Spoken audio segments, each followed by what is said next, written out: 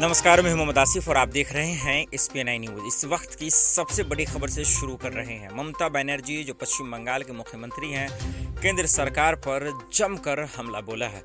क्या कुछ कहा उन्होंने, आइए सिलसिलेवार तरीके से समझते हैं और आपको समझाते हैं। पश्चिम बंगाल के मुख्यमंत्री और TMC अध्यक्ष ममता बनर्जी ने बीजेपी पर तीखा हमला बोला है। मुख्यमंत्री ममता बनर्जी ने केंद्र की बीजेपी नीति सरकार को मिलावटी करार दिया है। पश्चिम बंगाल के मुख्यमंत्री ने मंगलवार को आरोप लगाया कि केंद्र सरकार नोटबंदी जैसी फैसलों के जरिए देश की अर्थव्यवस्था का गलत प्रवर्धन कर रही है। साथ ही उन्होंने केंद्रीय एजेंसियों के दुरुपयोग का भी आरोप लगाया है। इतना ही नहीं, पश्चिम बंगाल के मुख्यमंत्री ममता बनर्जी ने कहा कि केंद्र सरकार विपक्ष को चुप कराने के लिए केंद्रीय एजेंसियों का गलत इस्तेमाल कर रही है। सीएम ममता बनर्जी ने यह भी कहा कि देश की जनता केंद्र की जनविरोधी सरकार से अब तंग आ चुकी है। उन्होंने आगामी लोकसभा चुनाव में बीजेपी के सत्ता में लौटने पर भी प्रश्न चिन्ह लगाए हैं।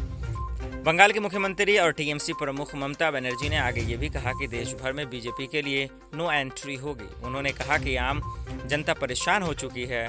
उन्होंने ये भी कहा कि मैं स्पष्ट रूप से कह देना चाहती हूँ कि 2024 के लोकसभा चुनावों में बीजेपी को जाना होगा। बीजेपी के सत्ता में लौटने की कोई संभावना नहीं है। TMC प्रमुख ने दावा किया कि 2024 के लोकसभा चुनाव में बीजेपी खाता तक नहीं खोल पाएगी। इतना ही नहीं, ममता बनर्जी ने पुरुलिया जिले में TMC कार्यकर्ताओं की बैठक को संबोधित करते हुए कहा कि केंद्र की बीजेपी नीति सरकार मिलावटी है। उन्होंने नोटबंदी जैसे विनाशकारी फैसले से देश की अर्थव्यवस्था को तबाह कर दिया है। यह एक बड़ा घोटाला था।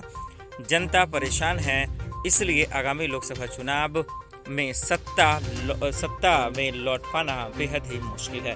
अब देखना होगा कि ममता बनर्जी के इस बयान का जवाब खास करके बीजेपी क्या देती है। मोहम्मद आसिफ की रिपोर्ट, SPN न्यूज़।